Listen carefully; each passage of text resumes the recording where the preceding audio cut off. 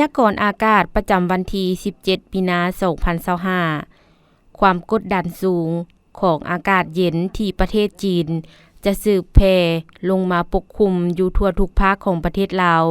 ด้วยกำลังปานกลางหาแหงสมทบกับกระแสลมออกเสียงเหนือพัดปกคลุมซึ่งจะเฮ็ดให้อากาศจะสืบต่อเย็นลง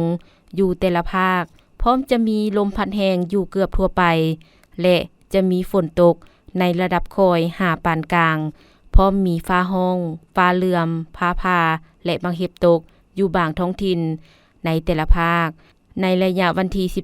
17-19มีนาคม2025นี้ดังนั้นจึงขอแจ้งเตือนถึงประชาชนและองค์การปกครองท้องถิ่นทุกภาคส่วนจงมีสติระมัดระวังและเกี่ยมพร้อมรับมือกับสภาพอากาศหายแรงที่จะเกิดขึ้นโดยเฉพาะสภาพอากาศเย็นฝนตกฟ้าห้องฟ้าเหลื่อม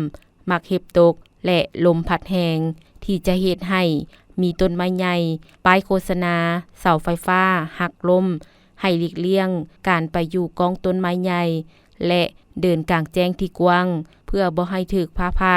พร้อมนี้ให้รักษาสุขภาพและให้ติดตามข่าวพยากรณ์อากาศจากกรมอุตุนิยมและอุทกศาสตร์กระทรวงทรัพยากรธรรมชาติและสิ่งแวดล้อมอย่างเป็นประจำพยากรณ์อากาศแต่เวลา 7 โมงของวันที่17มีนาคม2025หา 7 โมงของวันที่18มีนาคม2025ภาคเหนือด้านตะเวนออกพงสาลีเวียงไสซ้ำเหนือเสียงขวางอากาศเย็นหาหนาวเย็นและจะมีฝนตกฟ้าห้องฟ้าเหลื่อมในระดับคอยหาปานกลางอยู่บางท้องถิ่นและจะมีลมพัดแรงอยู่ทั่วไปเนื้อที่การปกคลุมของฝนเท่ากับ40%ของภาคอุณหภูมิระหว่าง9-28องศาภาคเหนือด้านตะวันตกแขวงหลวงน้ำทาบ่อแก้วอุดมไซหลวงพระบางไสยบุรีอากาศเย็นหาหนาวเย็นในตอนกลางคืนหาตอนเช้าพร้อมจะมีฝนตกฟ้าห้องฟ้าเหลื่อมในระดับคอยหาปานกลางอยู่บางท้องถิ่นและจะมีลมพัดแรงอยู่เกือบทั่วไปเนื้อที่การปกคลุมของฝนเท่ากับ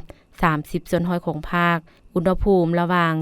13-36องศานครหลวงเวียงจันทน์อากาศเย็นในตอนเช้าพร้อมจะมีฝนตกฟ้าห้องฟ้าเหลื่อมในระดับคอยอยู่บางบริเวณพร้อมลมพัดแรงอยู่เกือบทั่วไปเนื้อที่การปกคลุมของฝนเท่ากับ20%อุณหภูมิระหว่าง20-32องศาภาคกลางแขวงเวียงจันทน์บริคับไซคำมวนสวรรณเขตอากาศเย็นในตอนเช้าพร้อมจะมีฝนตกฟ้าห้องฟ้าเหลื่อมในระดับคอยหาปานกลางอยู่บางท้องถิ่น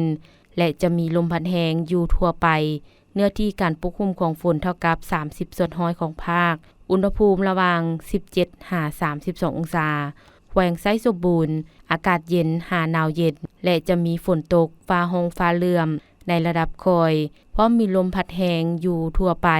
เนื้อที่การปกคลุมของฝนเท่ากับ25%อุณหภูมิระหว่าง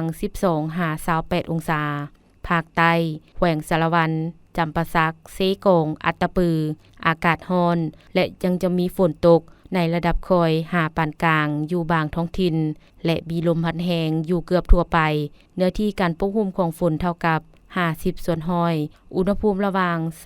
20-36องศาสำหรับเขตภูเพียงบริเวณอากาศเย็นหาหนาวเย็นพร้อมจะมีฝนตกฟ้าห้องฟ้าเหลื่อมในระดับคอยหาปานกลางและมีลมพัดแรงอยู่ทั่วไปเนื้อที่การปกคลุมของฝนเท่ากับ40%อุณหภูมิระหว่าง13-26องศา